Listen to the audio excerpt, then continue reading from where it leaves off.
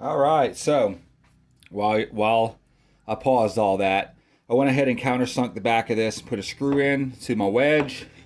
Also trimmed this because the antlers are going to sit on there like this, and I want everything to be nice and straight. So right now I'm going to go ahead and get these antlers on here. Basically what I'm going to do is just use some of my longer screws and basically screw the screws down into this. I just have to make sure that they are the right ones. So basically kind of test your length. Like I have these here. Those look like they should secure down into that, but I got to give it a shot and look at it. I might have to cut a little bit off of this to get it closer. I don't want these going way through the back and getting stuck into my table, so you just have to keep an eye on that while you're doing this to make sure that everything comes out the exact way that it needs to. So just pay attention to every little thing that you're doing. Make sure that not one part of this is sticking out super past the sides of this on one side versus the other. And this, we're basically in the final stretch, really. You know, I would say not really this final stretch. It could be the halfway point, but I will tune y'all back in here in a bit. All right, so this was a little bit the wood that I was going to use because the screws weren't quite long enough. They were barely hitting the wood down here, so I cut some of these little pieces to hope that they would screw into that. Well, it just cracked it.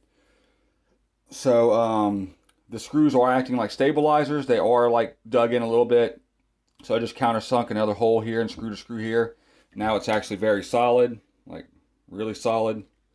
So basically all I'm going to be doing now is I'm going to sand these sides off really well. Get a bunch of this gunk off of here, whatever I can get off, scrape off, and get all this sanded up and get this roughed up. That way the plaster sticks to it better. I'm going to be mixing up some stuff in the next video, and I'm going to be getting this right here put on this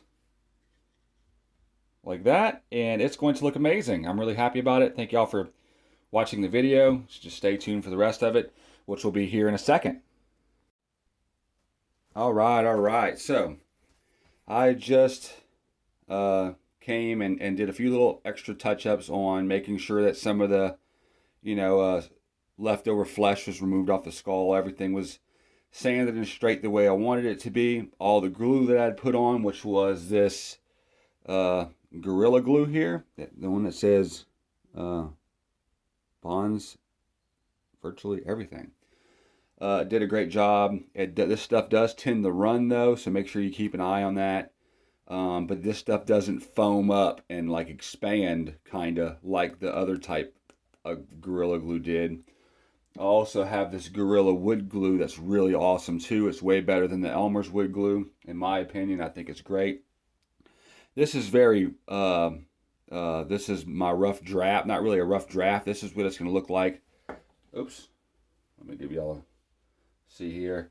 So I mixed the plaster and non-sanded grout together. I got it kind of as thick as really I wanted to work with. Obviously not too thick, but this is pretty much like, I don't know, like partially dried cement at this point. Oops. So, but it was easy to kind of pack into there. After it sets a little bit, it's already starting to set. This stuff is drying fast. So I'm just pushing some of this, making sure it's packed really well. Obviously, there's going to be some little holes, you can pack with other little pieces and whatever else. But I'm pretty much going to let this dry like it is. And then I might fill a couple little holes that are there just by getting some of my finger and shoving it into places where it looks like they just need some. I don't want there to be any,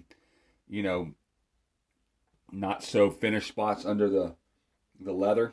But everything has been going pretty well with this. So I'm going to tune y'all back in again once I get this all sanded. Another thing, while I'm showing y'all, make sure y'all get the back of the skull. Obviously, this doesn't look good at all, but I'm going to be sanding that, and a lot of this stuff will be hidden. I'll still get it as best as I can, but you want all them voids to be filled. That way, from the side view of your mount when it's done, it won't look like there's an empty space under your leather. So anyways, y'all stick tuned for some more of this. I'm hoping I can get all this to fit on one video. If I cannot get this all to fit on one video because of my editor kind of sucks a little bit, I will make a part 2 and leave part 1 ending right here. So anyways, if that is the case, thank y'all so much for tuning in, and God bless every single one of you. And if it's not the case, then this video isn't going to end, and you're going to see the finished product, possibly. So anyways, I love you, and I'll see y'all later.